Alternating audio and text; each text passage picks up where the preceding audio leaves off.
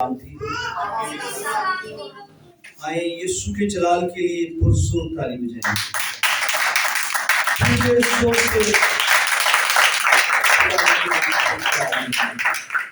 ہماری زندگیوں کے اندر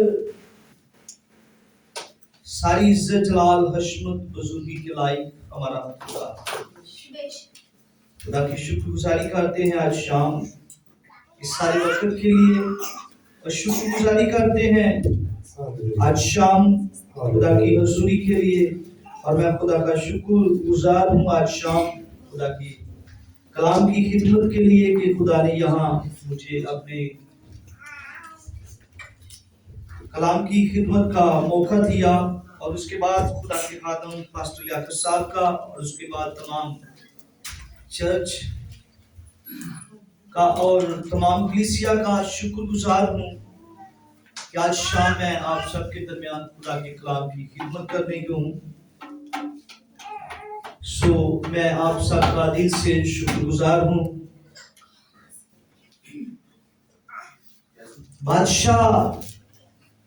ایک بادشاہ اپنی رعایا کے اندر اعلان کرتا ہے کہ جس کو جو کچھ چاہیے جہاں تک اس کی رعایا تھی وہاں تک ہی اعلان ہوا کہ جس کو جو کچھ چاہیے وہ بادشاہ سے آ کر مانگ سکتا۔ ساری رعایا کے اندر یہ اعلان ہوا، بہت سے لوگ آئے اور جس کو جس چیز کی ضرورت تھی سب نے بادشاہ سے مانگا، طلب کیا اور اس کو ملا اور لے کر گھر چلا گیا۔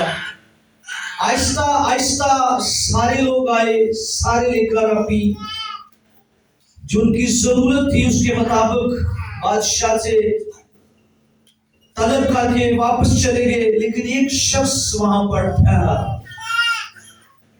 جب وہ شخص وہاں پر ٹھہرا رہا تو بادشاہ نے اس سے کہا کہ آپ نے کچھ نہیں مانگا۔ اس نے کہا بادشاہ مجھے تیری کسی چیز کی ضرورت نہیں ہے۔ اس نے کہا پھر تجھے کیا چاہیے، تو کیوں آیا؟ اس نے کہا بادشاہ مجھے کچھ چاہیے لیکن مجھے تیری چیزوں میں سے کچھ نہیں چاہیے۔ اس نے کہا پھر تجھے کیا چاہیے؟ اس نے کہا بادشاہ مجھے تو چاہیے، بادشاہ مجھے تو چاہیے۔ بادشاہ نے سارے دربار کے سامنے اس سے تخت کے اوپر بلا کر اس کے گلے میں سونے کی مالا ڈالی، ہاتھ میں انگوٹھی ڈالی اور اس کے سر پر تاج رکھا اور اس نے اعلان کیا بادشاہ نے کہ جو کچھ میرا ہے وہ سب کچھ اس کا۔ آج وقت ہے کہ ہم دنیا کے اندر خدا سے سب کچھ مانگتے ہیں، لیکن ہم نے یہ کبھی نہیں کہا کہ مجھے یسوع چاہیے، مجھے یسوع چاہیے۔ جب یسوع ہمارا ہوگا تو جو کچھ اس کا ہے وہ سب کچھ ہمارا ہوگا۔ ہم اتنا کچھ اس سے مانگتے ہیں لیکن ضرورت ہے کہ ہم یسوع کو مانگ لیں۔ آج کا جو بائبل مقدس میں سے ہمارے لیے خدا کی کلام کا ٹاپک ہے وہ ہے دعا۔ دعا کا مطلب ہے خدا سے بات چیت کرنا، خدا سے گفتگو کرنا، خدا سے مانگنا، خدا کے ساتھ رفاقت رکھنا۔ آج دعا بہت بڑا ایشو ہے۔ بہت سے لوگ چرچ کے اندر آتے ہیں تو یہ بھی سوچ کر آتے ہیں کہ جب انہوں دعا کا موقع نہ مل جائے، اور بعض اوقات کسی ایسے شخص کو دعا کا موقع دیا جاتا ہے تو اس کی جان پر بن جاتی ہے، میں کیسے دعا کروں۔ اور بعض اوقات किसी को दुआ आती है तो वो दुआ करता है, लेकिन जिस टारगेट पर उससे निशाना लगाने के लिए कहा जाता है वो वहां नहीं जाता, बल्कि वो दाएं बाएं जाने की कोशिश करता है, कभी इधर कभी उधर जाता है। लेकिन जिस मौजू पर उससे दुआ का कहा जाता है वो उस मौजू पर दुआ नहीं करता। और बस लोग दुआ करते ही नहीं है, मुझे शर्म आती है, मुझे झिझक आती है, कोई क्या कहेगा कि मैं दुआ कर रहा हूं, मेरे अल्फाज ठीक नहीं है, मुझे बोलना नहीं आता, मेरा अंदाज ठीक नहीं है, बहुत सी ऐसी बातें उसके सहन के अंदर गर्दिश करती हैं जिसके सबब से वो दुआ नहीं करता। इसका मतलब है कि वो अंदर से झगड़ा हुआ, वो अंदर से झगड़ा हुआ अब्लीस की गिरफ्त में है, और अब्लीस ने उसे इस कदर झगड़ा हुआ है कि वो दुआ नहीं करता। इसलिए मेरे भाई मेरी बहन, दुआ हमारा एक ऐसा हथियार है जिसके सबब से हम अब्लीस पर गलबा पा सकते हैं, हम बीमारियों पर गलबा पा सकते हैं, हम मुश्किलों पर गलबा पा सकते हैं, हम बीमारियों से रहाई पा सकते हैं, हम तकलीफों से रहाई पा सकते हैं, हम हर तरह की मुश्किल से दुआ के सबब से निकलते हैं। बासुकात लोग कहते हैं भाइयों की तो दुआई बड़ी लंबी होगी। वो खुदा जिसकी हुजूरी में आकर हमारा टाइम महदूद हो जाए, वो खुदा जो हमें जिंदगी देता है, आराम और साइश देता है, 60, 70, 80 साल जिंदगी वो देता है, 100 साल की जिंदगी देता है। हम बहुत सी चीजें उससे मांगते हैं, लेकिन जब हम उसकी हुजूरी में आ जाते हैं तो फिर लोग की पादरी ने खिंच खिंच के पहुंचे पाड़ देते, भाई साहब लंबी हो गई है। ऐसा नहीं होना चाहिए। अनस कुमार साहब कहते हैं कि मैं एक दफा दुआ में ठहर गया, 1.5 घंटा हो गया मुझे दुआ करते हुए, तो मैंने खुदा से पूछा, खुदावंद तू मैंने कोई जवाब नहीं देता, कोई गल नहीं की थी मेरे नाल। तो मालिक साहब ने कहा मुझे जवाब मिला, क्या मैं तुझे जवाब दूंगा तो फिर ही तू मेरी हुजूरी में बैठेगा। ईमान का पता कब चलता है? जब इंसान पर मुश्किल आती है, जब इंसान के हालात कठिन हो जाते हैं, उस वक्त उसके ईमान का पता चलता है कि ये शख्स ईमान पर है या नहीं। बात सुखात हम कहते हैं साड़ी ने दुआई नहीं सुनी जाती। कैसी सुनी जाती है? कि बाइबल मुकद्दस में से सीखेंगे। इस्तिस्ना की किताब उसका 4था बाब मेरे साथ निकालिए, एक ही आयत को बाइबल मुकद्दस में से पढ़ेंगे। इस्तिस्ना की किताब उसका 4था बाब और उसकी 7वीं आयत को बाइबल मुकद्दस में से, इस्तिस्ना की किताब उसका 4था बाब और उसकी 7वीं आयत। जिस भाई को, बहन को, बेटी या बेटे को मिल जाए वो पढ़ने में रहनुमाई कर सकता है।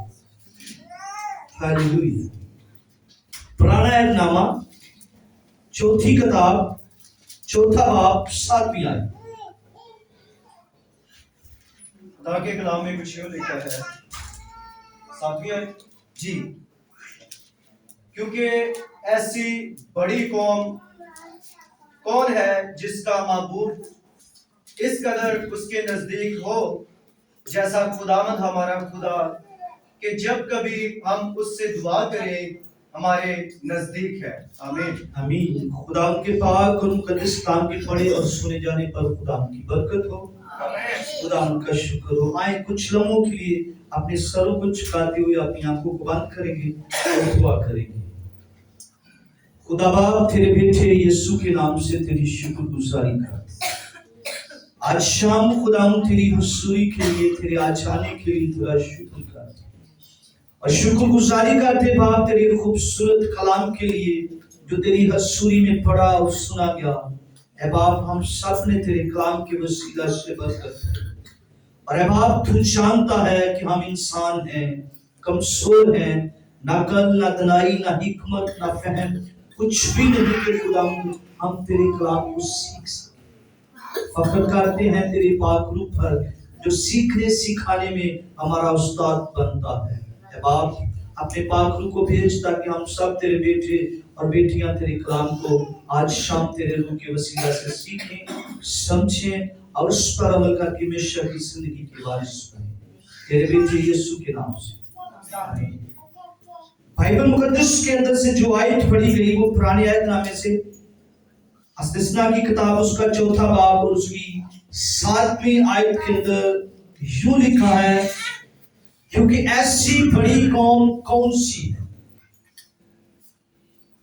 खुदा का बंदा मूसा एक कौम से मुखातिब है कि ऐसी बड़ी कौम कौन है।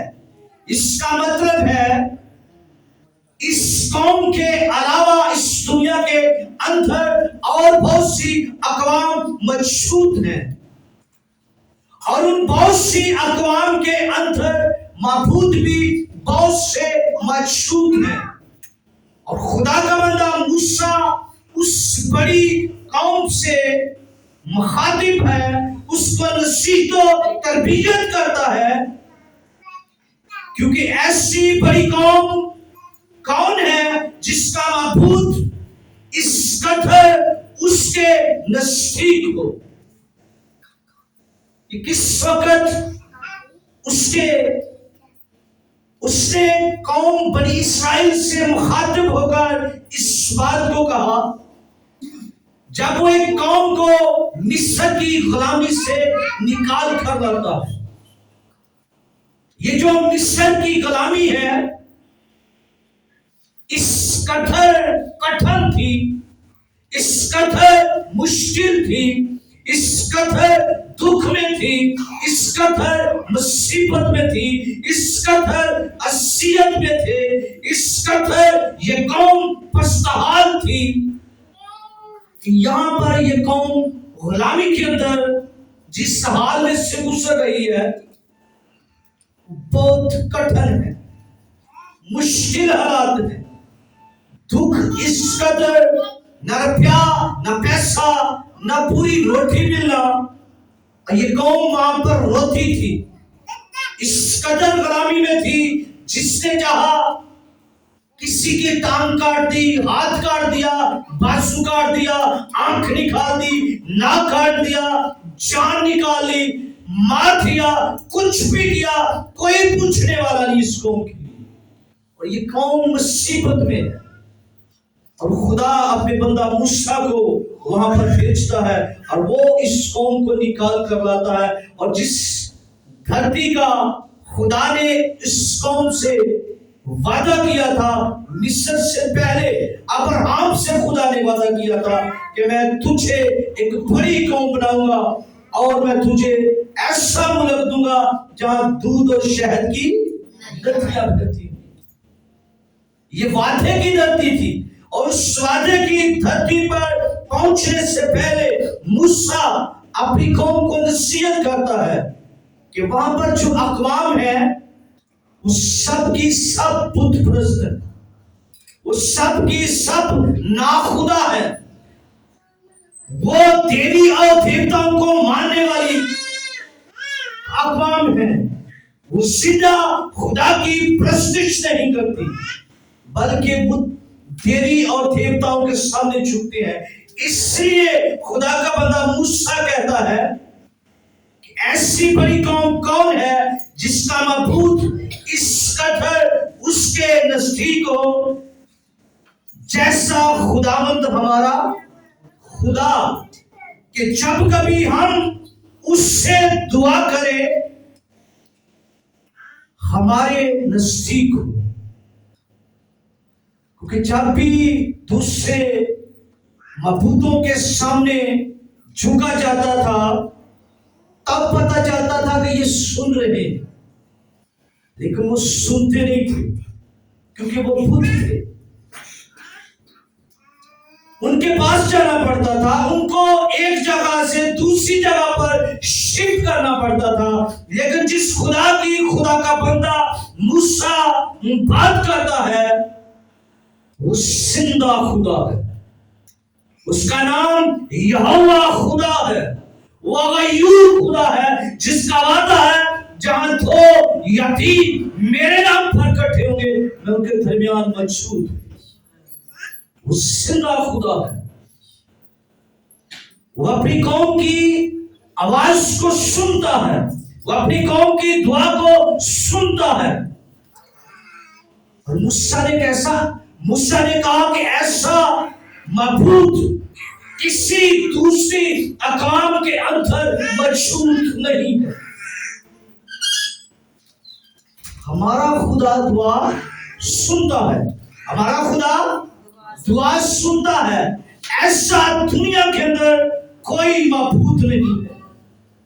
آج دنیا کے اندر ہزاروں نہیں، لاکھوں نہیں، کروڑوں معبود موجود ہیں، بہت سے دیوی دیوتا موجود ہیں، لیکن وہ کان رکھتے ہیں سنتے نہیں، وہ منہ رکھتے ہیں بولتے نہیں، وہ ہاتھ رکھتے ہیں چھوتے نہیں، لیکن یہ خدا چھوتا بھی ہے، مسا بھی کرتا ہے، زندہ بھی کرتا ہے، زندگی بھی دیتا ہے، مشکلوں کو حل بھی کرتا ہے، بیماریوں کو دور بھی کرتا ہے، ابلیس سے آزاد بھی کرتا ہے، بدروحوں سے بھی چھڑاتا ہے۔ یہ خدا معجزات کا خدا ہے، ساری قدرت رکھتا ہے۔ اور خدا کا بندہ موسیٰ کہتا ہے کہ ایسی بڑی قوم کون سی ہے؟ دنیا کے اندر بہت سی قوم ہیں، بہت سے معبود ہیں، لیکن ایسا خدا کسی کا نہیں۔ لیکن وہ دعا سنتا کیسے؟ دعا بائبل مقدس میں لکھا ہے کہ جب ہم اس سے دعا کریں تو وہ ہمارے نزدیک ہے، لیکن سنے گا کب؟ تواریخ کی کتاب میرے ساتھ نکالیے، دوسری تواریخ اس کا 7واں باب اس کی 4ویں آیت کے اندر لکھا ہے، تب اگر میرے لوگ جو میرے نام سے کہلاتے ہیں، کون سے لوگ؟ جو میرے نام سے کہلاتے ہیں، جو کہتے ہیں کہ ہم خدا کے بیٹے اور بیٹیاں ہیں، ان کی بات ہو رہی ہے۔ جو کہتے ہیں کہ ہم خدا کے لوگ ہیں، ہم مسیحی ہیں، ان کی بات ہو رہی ہے۔ تب اگر میرے لوگ جو میرے نام سے کہلاتے ہیں میرے دیدار کے طالب اور خاکسار بن کر اپنے گناہوں کو ترک کر کے میرے دیدار کے طالب ہوں، تب میں آسمان پر سے سن کر ان کی دعا کو، ان کے قبیلے کو، ان کے شہر کو، ان کے ملک کو، ان کے گھر کو آباد کروں۔ کرنی کیسے؟ خاکسار بن عقل کا دعا نہیں کرنا۔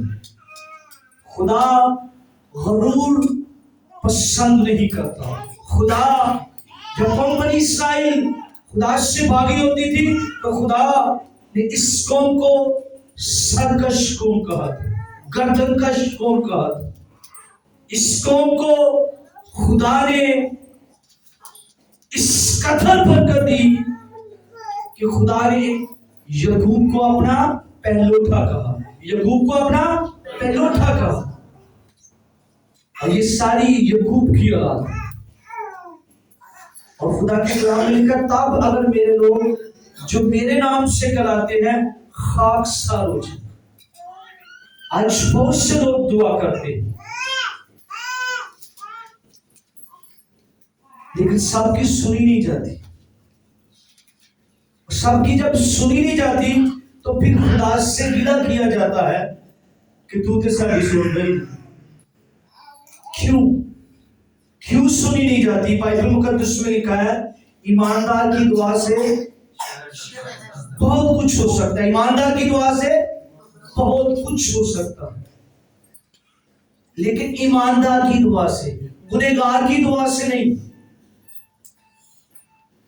یسوع مسیح کے پاس بہت سے لوگ آتے تھے تو وہ کہتے تھے کہ جو کام تو کرتا ہے جب تک خدا انسان کے ساتھ نہ ہو کوئی نہیں کر سکتا، کیونکہ خدا گنہگار کی دعا نہیں سنتا، خدا گنہگار کی دعا نہیں سنتا۔ آج بہت سے لوگ یہ بھی کہتے ہیں خداوند اسی گنہگار اور تیرے گھر چاہیے، ٹھیک ہے آئے، لیکن وہ گناہگار رہنا نہیں چاہیے۔ جب گناہوں کا اقرار کر لیا کہ میں تیری حضوری میں گنہگار آیا ہوں، تو اپنے گناہوں کو ترک کر دے، اپنے گناہوں کو چھوڑ دے۔ اگر گناہ کو چھوڑیں گے تو خدا دعا کو قبول کرے گا، اگر ہم گناہ میں رہ کر دعا کریں گے تو پھر خدا ہماری نہیں سنے گا۔ خدا اس وقت سنتا ہے جب ہم خاکسار ہو کر اپنے گناہوں کو ترک کرتے ہیں۔ اگر ہم گناہ آلودہ ہے تو ہماری دعا نہیں سنی گئی۔ دعا اس وقت سنی جاتی ہے جب دعا کرتے ہوئے ہمیں پتہ چلے کہ میں زمین پر دعا کرتا ہوں، میرے پسینے چھوٹ جائیں، اور آسمان پر بیٹھے ہوئے خدا کو پتہ چلے آج زمین پر کوئی دعا کر رہا۔ جب مینوں نہیں پتا کہ میں دعا کر رہا تو اس کو کیسے پتہ چلے گا؟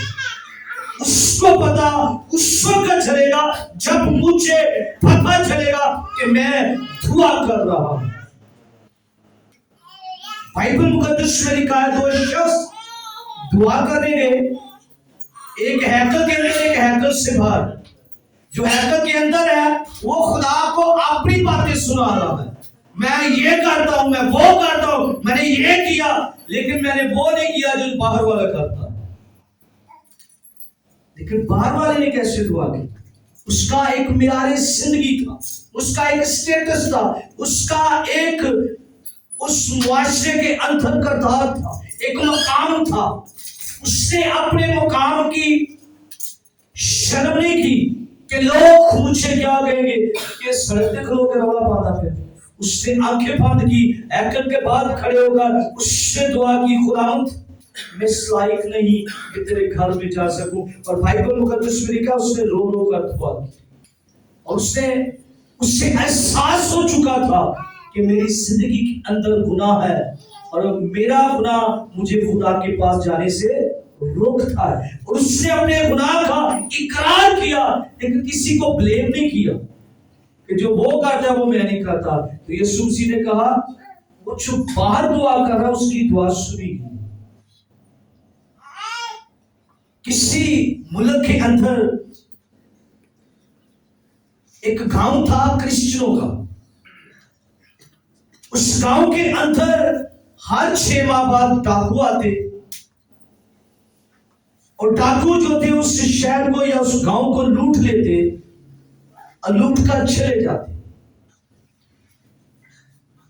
یہ ان کا تسلسل بنا ہوا تھا کہ ہر 6 ماہ بعد اس گاؤں کو لوٹنا۔ اور ایک ایسا وقت آیا جب گاؤں والوں کو پتا چلا کہ آج ڈاکو آ رہے ہیں، تو انہوں نے کیا کیا، اپنے گھروں کے اندر سے اپنا سامان اٹھایا اور سارے جا کر چرچ میں بیٹھ گئے۔ جب چرچ میں بیٹھ گئے تو انہوں نے خدا کے حضوری میں آ کر پناہ لے لی۔ جب خدا کی حضوری میں آ کر پناہ لے لی تو ڈاکو اس گاؤں کے اندر پھر رہے ہیں گھر گھر، لیکن ان کو کوئی نہیں ملا۔ جب وہ واپس جا رہے تھے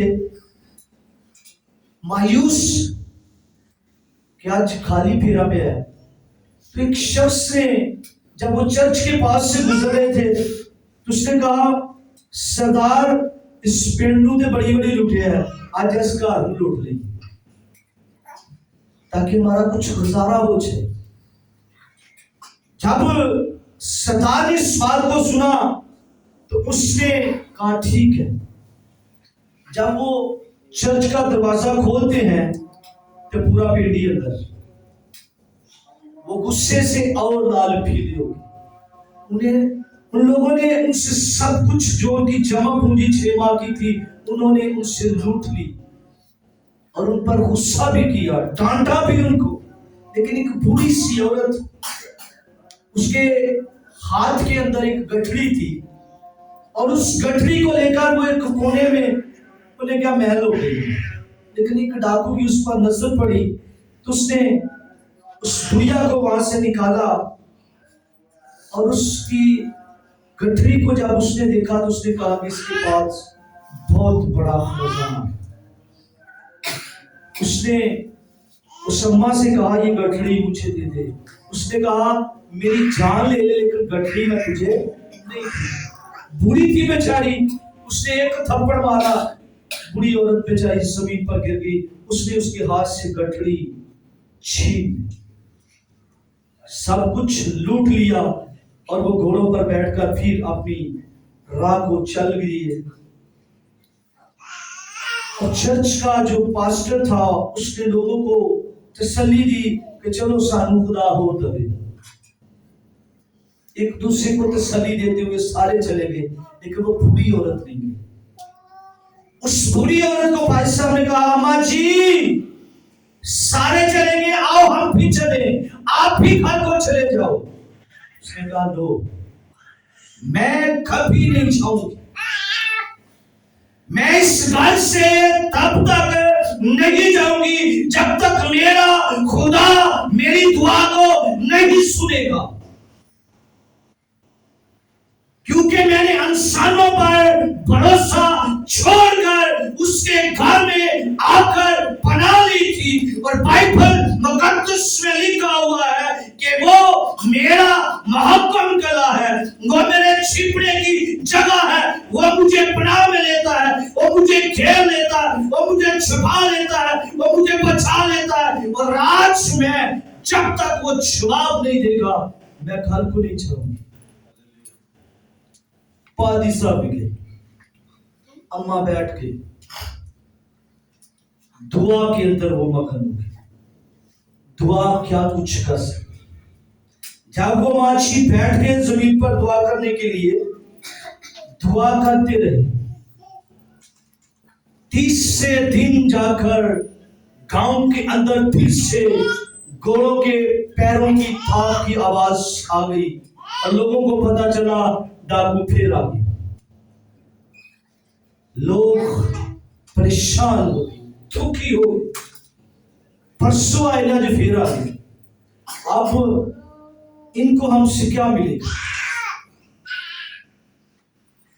لیکن وہ ڈاکو اس دن گاؤں کے اندر نہیں گئے، وہ سیدھے چرچ کے اندر آ گئے۔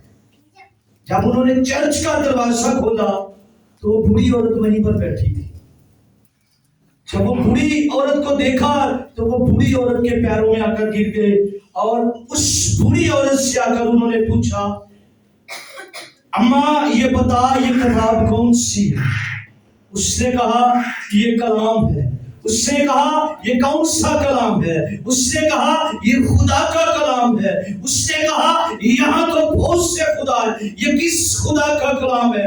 یہاں تو بہت سے مندر ہے جو اس کے اندر دیوی دیوتاؤں کی مورتیاں پڑی ہوئی ہیں، یہی کس خدا کا کلام ہے؟ اس نے کہا یہ زندہ یہوہ خدا کا کلام ہے، بائبل مقدس زندہ خدا کا کلام ہے۔ اس نے کہا ماچھی جب سے میں یہ تیرے ہاتھ سے کٹری چھین کر لے گیا ہوں اور اس سے جب میں نے پہلے صفحے کو پڑھا تو میرے تن بدن کے اندر آگ لگ گئی، نہ مجھے نیند آئی نہ بھوک لگی اور میں سیدھا تیرے پاس آ گیا کہ مجھے بتا یہ کتاب کس کی ہے؟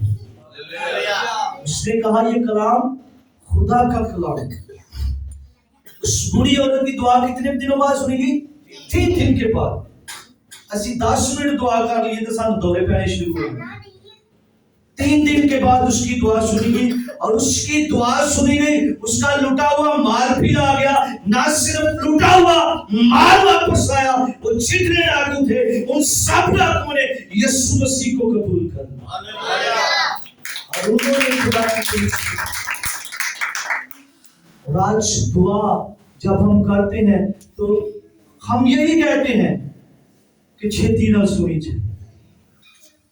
سر درد ہوتا ہے دعا کرتے آرام نہیں آئے، میری تو خدا سنتے ہی کیسے سنے بھائی میری؟ ہو سکتا ہے تیرے ایمان کی آزمائش ہو، تیرے ایمان کو پرکھا جا رہا ہو۔ کیسا ایمان ہے تیرے؟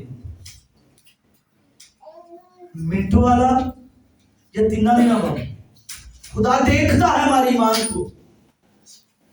हम समझते हैं कि दुआ करेंगे तो 6 दिन पूरी हो जाए, ऐसा नहीं होता। लेकिन ऐसा होता भी है। कब? जब ईमान से दुआ निकलती। तो खुदा बाइबल मुकद्दस में लिखा, दानियल 21 दिन तक दुआ करता रहा और भूखा प्यासा पड़ा रहा, और 21 दिन के बाद उसके पास खुदा का फरिश्ता आया। क्यों? क्योंकि उस फरिश्ते को एक ऐसा उस एरिया का मोकल था जिसने उसको रोक रखा था, और वो उसके पास नहीं आने देता। और 21 दिन के बाद वो दानियल के पास पहुंचा, और 21 दिन के बाद उसने कहा तेरी दुआ उसी दिन कबूल हो गई। लेकिन उस फरिश्ते को अब्लीस के मोकल ने रोका हुआ था। हमारी दुआ बाज़ औक़ात अब्लीस रोक देता है, लेकिन जो दुआ ईमान से निकलती है वो सीधी अर्श मौला पर चली जाती है, वो खुदा के पास चली जाती है। कौन सी दुआ? जो ईमान से निकलती है, जो ईमान से की जाती है। यीशु मसीह ने क्या कहा? 14 साल की रोगन को, जा बेटी तेरे ईमान ने तुझे अच्छा कर। हालांकि वो जानती नहीं थी। 12 साल तक वो अपने पैसे हकीमों पर, वैद्यों पर खर्च करती, सब कुछ लूट लिया। आखिर उसको पता चला एक ऐसा है जो मुर्दे भी जिंदा करता है, एक ऐसा है जो कोड़ियों को छुए तो वो भी पाक हो जाते हैं, कोई एक ऐसा है जो अंधों की आंखों के आई बॉल डालकर उनको आंखें दे देता है, कोई ऐसा है जो मुर्दों को भी जिंदा करता है। अगर मैं उसका पलड़ा छू लूंगी तो चंगी हो जाऊंगी। उसके अंदर ईमान आ गया था। यीशु ने उसके ईमान का इकरार किया कि किसी ने मुझे छुआ। फिर शिगिता ने क्या खुदा ने ये लोग तेरे ते देखते फिरते ने किदा ना लिए कि किने छुआ। मुझे किसी ने ईमान से छुआ। कैसे छुआ?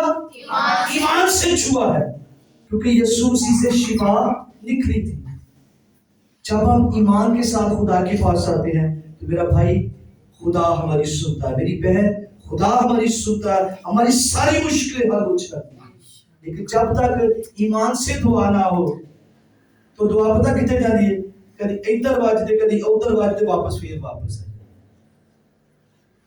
लेकिन जो ईमान से दुआ होती है वो डाकुओं के दिलों को भी फेर देती है, वो डाकुओं के दिलों को फेर देती है, और वो भी कह देते हैं यीशु बादशाह, यीशु बादशाह। और वो डाकूगिरी छोड़कर आदमगिरी शुरू कर देते हैं, वो लोगों को चीतना शुरू कर देते हैं। इसलिए दुआ जब भी करनी है तो जिस टॉपिक पे हमें दुआ मिलती है, जो निशान मिलता है कि हमने कलाम पे दुआ करनी है, तो हमारी दौड़ किधर होनी चाहिए? कलाम पर। हम मौजों के लिए भी दुआ करनी शुरू कर देते हैं, हम शिफा के लिए भी दुआ करनी शुरू कर देते हैं। वो जो गाड़ियों में बैठे सफर कर रहे हैं उन्होंने भी खुदावंद खैरियत ना पूछे, ओ भाई तू अपनी दुआ कर जिसका तुझे मौका मिले, ताकि तेरी दुआ पूरे तौर पर सुनी जाए। इसका मतलब है कि हमने सीखा नहीं है किसी से कि हम दुआ कैसे करें। जब हम अपने मौजू पर आकर दुआ करेंगे तो हमें बरकत मिलेगी, हमारी दुआ सुनी जाएगी। तो जिदों से इधर दी उधर दी दुआ करांगे तो फिर पता की होगा? इन्हें दुआ रटी हुई, इन्हें दुआ रटी हुई। जब रटी रटाई दुआएं करते हैं ना तो फिर वो नहीं सुनी जाती, लेकिन जो दुआ यहाँ से निकलती है वो सुनी जाती है। सो खुदावंद आज शाम आपको मुझको इस कलाम के वसीला से बहुत सी बरकतें और अमल करने का फजल हो।